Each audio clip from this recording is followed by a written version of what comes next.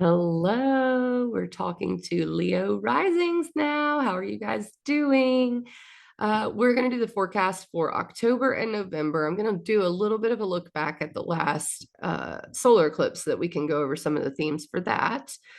This is going to take you up through the full moon in end of November, and then I'll be back in December for some holiday cheer.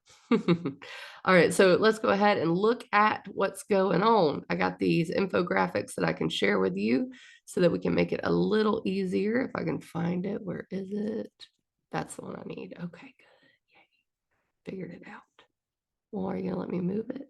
Little technical difficulties. It's been rough moving these things. Okay. So first of all, let's talk about October 14th, the solar eclipse in Libra. Now, this solar eclipse would have been in your third house of communication, learning, siblings, and community. Okay. So you're doing your best to communicate differently in your life with people. That's the South Node. It separates you from something. It could be a relationship in the community, right? The other thing is that Venus, which is in Virgo, was ruling the eclipse, and that was in your second house of self sufficiency, money, values, and security. So basically, you're like, you know what? If these people aren't adding to my life in a real, like almost monetary or values way, I don't really need to be dealing with them every day. That's kind of what the solar eclipse is pointing at, right? So you need people in your life who add value to it. That's the way I'm taking it anyway. So then we'll go ahead and come to today because today is October 27th and tomorrow is October 28th. And we've got the lunar eclipse in Taurus, which happens the 28th. But at the same time, Mars, Mercury, and the Sun are in Scorpio, opposing Jupiter. So we've got Jupiter, the full moon, and Uranus all in Taurus. We've got Mars, Mercury, and the Sun all in Scorpio, opposite to each other. For you, that's going to be the fourth and 10th houses. And I had to double check so I didn't get that wrong. So the fourth house is Scorpio, emotional security, home, family. And then Taurus is 10th house, ambition, career, public image, and authority. Okay. So you can see that these two themes are going to come up pretty hardcore. But how? How? All right. So, first of all, Mars, Mercury in your fourth house. Mars can be inflammation. Mars is also motivation, it's passion, and it's in your fourth house of home, family, integrity, emotional security. And Mercury's there too, your thoughts. Okay. So, your action and your thoughts are in that area.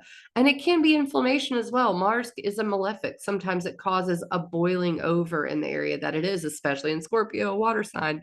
So literally boiling over. Mars, the fire planet in Scorpio, a fixed water sign. It's like a boiling swamp. Okay. It's like, that's what I think of. And then Mercury there, the way we think. And it can be stubborn, it can be obsessive, it can be this is what I'm doing. It's opposite to Jupiter in your 10th house of career. Jupiter is putting a lot of emphasis on expanding this career, ambition, authority, public image, and you're having to balance the two areas. The difference is that with the lunar eclipse there is a sort of sense of completion in that area. Like you know what track you're on because you've been doing a lot of work there. The North Node was in your 10th house all for the last 18 months. Now it's moving. The North Node is actually in Aries in your ninth house.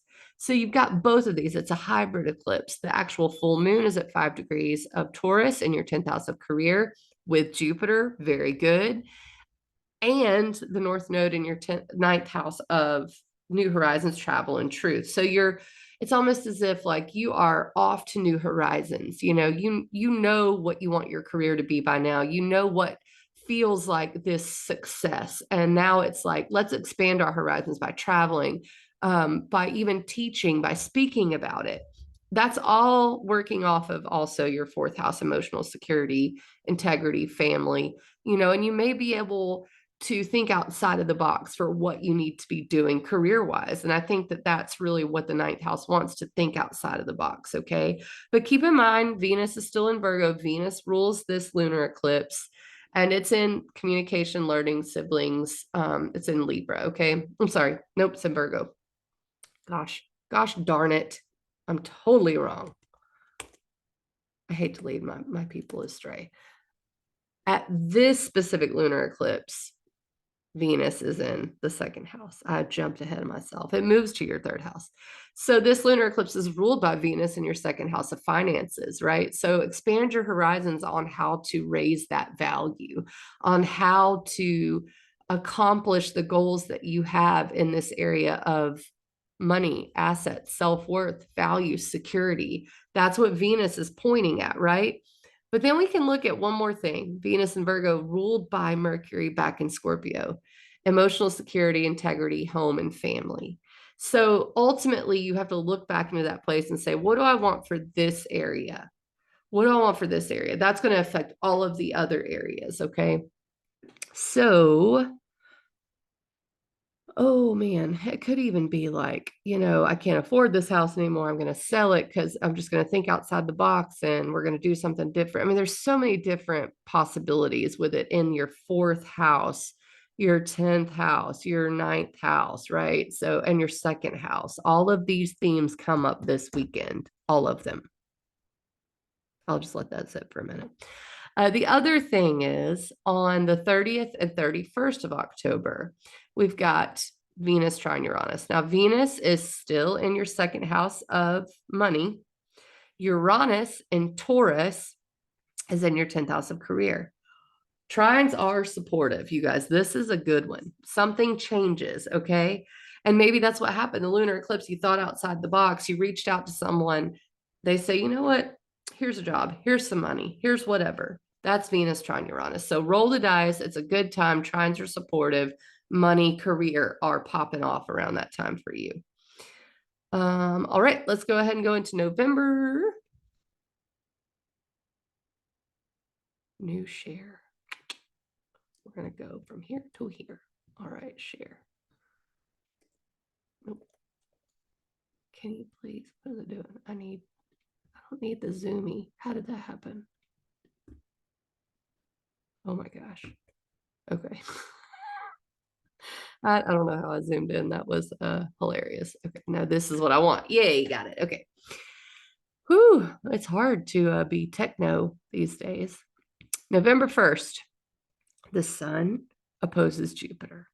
The sun is in Scorpio, fourth house, emotional security, integrity, home, and family. Jupiter is in your 10th house of career. This is an extra time. And that's why I have extra spicy down here. This is a time when you are pushing really hard to balance these two areas out, okay? And it can make you want to be bigger, want to make a bigger ruckus, want to make a bigger splash because the sun is the powerhouse, Jupiter is expansion. And so these themes of home and family versus career come up really heavily. Now, the other thing is Venus opposes Neptune on November 5th. Venus is in Virgo, second house of money. Neptune's in the 8th house, other people's money. Okay, this can be cloudy. This can be confusing. Don't let it throw you off. Saturn goes direct in your 8th house on Saturday, November 4th. Okay, so Saturn is bringing some structure to this area of shared resources, contracts, investments, what you're investing your time in, what you're investing your money in. And I think that you can gather some inspiration from Saturn direct there. Venus is good, but Venus opposite Neptune can cloud the waters again. So if for some reason you get a bill on Friday the 3rd, take a minute, as long as the due date's not, yesterday, and follow it, make sure they didn't overcharge you, certain things like that. I know it sounds ridiculous, but that's kind of how that works. And then Mercury, also you could be making a commitment with Saturn direct in your 8th house somewhere. Mercury opposes Uranus though, and Mercury is in your 4th house of home and family, and Uranus is in your 10th house of career. So this is like, these two areas are opposite to each other. Money and money that's mine, money that I may owe, or money that someone gives me, those two areas, and then my home and my career. And how do those two work together? They probably do, right? So maybe there is an opportunity for a job and you can't decide if that's where your values are, right? So you have to think outside the box, and lack of clarity can be a thing. So let me tell you about the 5th, because the 5th, the moon's in Leo. That's your first house of self. And it's squaring your 4th house of home and family and your 10th house of career. It's also squaring the seventh house, or opposing the seventh house of relationships for you. So these things are when clarity comes, when you make a decision, right? So the moon in Leo is closing. It's the third quarter square, the last half moon after the eclipse. And it's in your first house of self. Who am I? This is what I need to honor around that time. And it may be in tension with my emotional security in my home. It may be in tension with my career, and my public reputation, but I need to honor who I am. Okay, now let's something completely different. Venus trine Pluto. Love it. Love it. Because Venus is in your second house of money, right? Pluto is in your sixth house of work. So if you've been looking for work, this is a good time. This is empowering. This is something where something clicks into place and you get the money. Trines are supportive. And then Mercury in your fourth house of home and family is trine Neptune, which is in your eighth house of other people's money, inheritance. So there's some money stuff coming through on that day, okay? Just something for you to note. I hope it's good. Trines are good. That's why I have a Rubik's Cube, because it's like the puzzle pieces are fitting in together. Now we go to Venus in Libra. Now, this is what I was jumping ahead to earlier when I was like, no, no, no. Venus moves into your third house, communication, learning, siblings, community. It's your local community. It's short trips. Venus is at home in Libra. Libra is a great sign for Venus to be in. It loves it. But there is some sense that communication between people happen and relationships get left in the compost pile, because on the 29th, Venus hits the south node, which is the separating point of the eclipse. So the rest of the Venus in Libra transit's going to be pretty good. It's when we get to the 29th that all of it comes down to, do I want this to stay the same or not? Do I want to make the same choice or not? Do I want to stay in the same community with the same friends, or do I need to reach out to other people and expand my horizons? All right. So the 10th, the 10th, the 10th. Oh, the 10th. Oh, this one's going to be weird. Okay. I think of all the weekends, this one and then the Thanksgiving weekend is the ones that kind of get me. Mercury will be in Sagittarius. Okay, so it's moving from your fourth house of emotional security to your fifth house of creativity, courage, purpose, romance, children, inner child, love, joy, all of that. Mercury and Sagittarius in the fifth house is like, yeah, let's go gamble. Let's like, this is great. Let's go on a trip. Let's have fun. Saturn is in your eighth house, which is shared resources, contracts, empowerment or disempowerment. So there is a little bit of a blockage there. And it could be that, you've invested some money and so you can't go off and do what you want or something like that. Or it's that you have debts and so you can't go have the fun that you normally would have. But it is brief. It does revisit, though, when the sun does the same thing on the 22nd and Mars does the same thing. These two areas, creativity, courage, and purpose, versus the responsibilities and the contracts that I have, okay, and how they will work together. What's interesting is both of these areas are ruled by Jupiter in your 10th house in Taurus. And I think that's super interesting because Jupiter is both ruling Mercury, which wants to go have fun, and the eighth house, which is money. So this tells me definitely you should be doing something that contributes to both around this time. Okay. That's the way forward. If I'm going to have to do a career and work on my public image and my reputation and all this, I want it to benefit me with money and I want it to benefit my joy, both at the same time. And I may have to communicate. Venus rules Taurus, which is where Jupiter is. I may have to communicate and learn and reach out and be busy to do it, but that's okay. The other thing that happens on the 11th is Mars opposes Uranus. Okay. Mars in Scorpio, fourth house of home and family, Uranus in your 10th house of career. Okay. So this is a little bit of an upheaval. Mars, it's explosive. I would, pay attention on this day. Mars rules the head, Mars rules the body, opposite Uranus, which is upheaval. It's like if you are a stunt person for movies, be careful on that day. I wouldn't do any stunts. I wouldn't go skydiving. I just wouldn't. But in the broader sense, something changes in the area of career that also affects you at home, I think. I don't necessarily think it's bad. I think it's just a happening, if that makes sense. All right. So then November 13th is the new moon in Scorpio. Scorpio, home and family. So you see how all these things fit together. It's like I've done all this career stuff and, all these things have clicked into place. Maybe I, am taking a new job. And that means I have to start a new routine in my home and family area. And guess what? The new moon, which is a new phase, is opposite Uranus, changes in your career area. So that's how that can go. Okay. I like it. I think that's going to be good for you. Changes in the home are not always bad. The 14th, 15th, and 16th, Mercury is sextile Venus. Okay. So I actually like this. Mercury is in your, let's say, fifth house. Yeah. Fifth house of Sagittarius, creativity, children, courage, purpose, romance.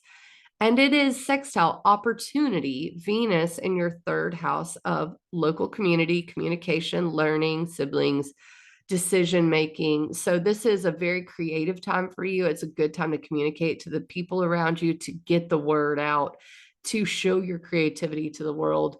I think it's going to be a really nice time when the mind and heart and these two areas are working together. And then on the 17th is the Mars Cazimi. This is super powerful. Something is set in stone in your fourth house of home and family. There is an intuitive moment where you're like, this is it. This is going to be the thing. This is what we're doing. And no one's going to kick me off of this goal. Okay. Mars Cazimis are super powerful. That's why I have the little wizard there with the blue flame. Love it. And it's sort of sextile Pluto, which is your sixth house of work. So I do think that's interesting. Maybe you're able to work from home. Okay. So, and then also that whole, taking a new job or getting a new home and having a new routine thing comes up for the 17th as well, with that in mind. Okay. So then we've got the moon in Aquarius is your seventh house of relationships, and that's the 20th. And it's brief, but it can bring up those relationship, career, home, family stuff. And it's the first quarter square of the moon after the new moon. The 22nd and 24th is that square that I was telling you about, the fifth house to the eighth house. And it's going to be the sun first, square Saturn, which feels like obstacles, no way around it. And then it's going to be Mars square Saturn, same. It feels like a wall. That's why I have this confusion and this wall to get over here. You can do it. You're going to have to do it. There's no way around it. And I think that, with Venus, let's see. If I think of Sun and Sagittarius square Saturn, Jupiter rules both. Jupiter's in your 10th house of career.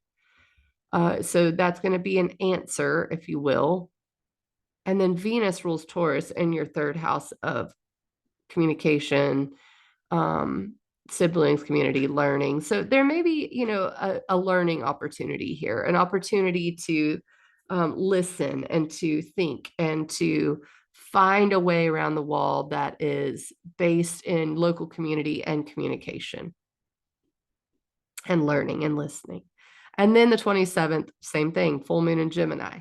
Now, Gemini is your, let's see, Sagittarius. This is where the sun is. This is where Mercury is, and Mars. Gemini is your 11th house of friends, long-term aspirations, and goals. Okay. So this is great. Full moon in Gemini, really awesome. Feels like a time to network. However, there is the square to Saturn in the eighth house that we have to talk about, right? So while a full moon in Gemini feels like, okay, I'm, moving and shaking, I'm going to get my name out there, we're going to network. It's all for the purpose of how you share yourself, empowerment, contracts, and then even money. There's nothing in Virgo at the time. That's your second house of money. But that should be something to think about because, there's nothing there. So maybe it's about, extending yourself in whatever way possible, networking in order to build up your assets. Okay. Like if you had like we were trying to raise money for something, this full moon in Gemini would be a great time to do it. You may feel like there's some, blockages with Saturn there, but the blockages can be almost internal sometimes with when it's in Pisces. Last but not least, Venus at the South Node. That's the 29th. That's going to be in your third house of community, learning, listening, communication, decision making. Sacred places is also a third house topic. So Venus conjoining the South Node there is like, I don't want to be a part of this specific community anymore, or I don't want to communicate in this way anymore, or with this person anymore. That's why I have someone taking out the trash on that day. All right. I think we're there. So I'm gonna catch you on the flip side, Leo rising. I'll be back in December for December and January. At least I think that's how I'm gonna do it. This is all very fluid. Yeah, thanks for having patience with these rising sign videos. I'm glad I'm getting them out finally. And I will catch you on the flip side. Ecstaticastrology.com to book.